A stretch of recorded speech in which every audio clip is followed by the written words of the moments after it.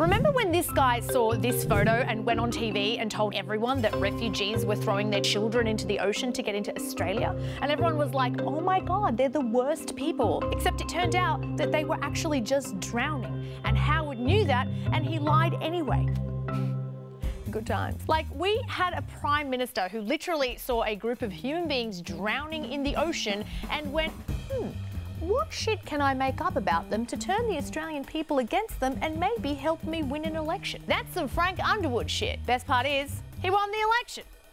That was almost 20 years ago, but thanks to Johnny, we've gotten so good at demonising asylum seekers that both Labor and the Coalition do it on the reg. Fake refugees. Taking Australian jobs. The scourge of people smuggling. Refugees are not welcome here. Merchants in death. We're not going to see the people smugglers back in business. To break the people smugglers' business model. It is not everyone's place to come to Australia. Snazzy terminology does come in very handy when you intend to leave men, women and children languishing on a prison island indefinitely, as Howard did in 2001 when he first opened Nauru, and Gillard did in 2012 when she reopened Nauru. So now we have a situation where fear of refugees and asylum seekers is so ingrained in the national consciousness that the boats you stop are the same ones you sail to election victory on. Today marks 6 months since the last successful people smuggling venture to our country.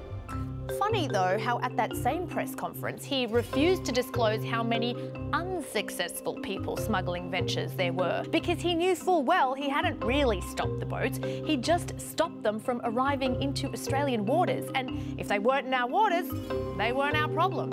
It's like, rather than intercepting them when they get here, you just intercept them a few kilometres away and then you go, fixed it! And everyone goes, that man's a legend. It's so genius that Labor actually adopted the policy themselves in 2015. Having no asylum seekers anywhere in our vicinity might literally be the only thing those two agree on. They both tried to palm them off to various countries at various times. Nauru, Malaysia, the US, Cambodia, PNG, New Zealand. And our government acts like it's so outraged that these people thwart Australian law and come here.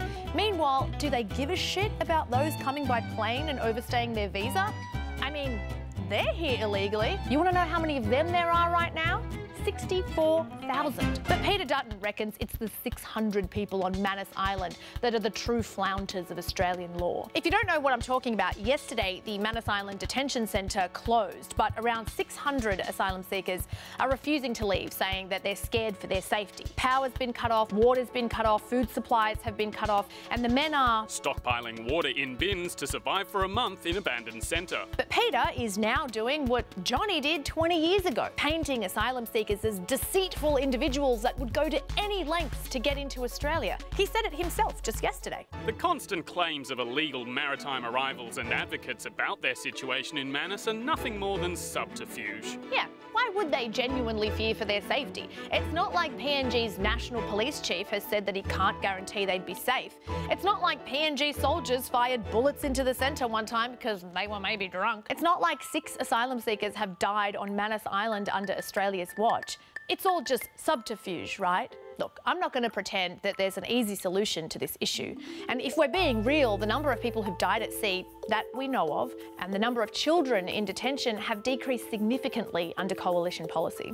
And the fact is, we can't take everyone. Even if we wanted to, we just can't. But the cruelty, the unnecessary, expensive, non-transparent cruelty of our offshore processing policies and the hypocrisy of our politicians when it comes to illegals in Australia, that we can help. But why would we when it's won us votes for 20 years?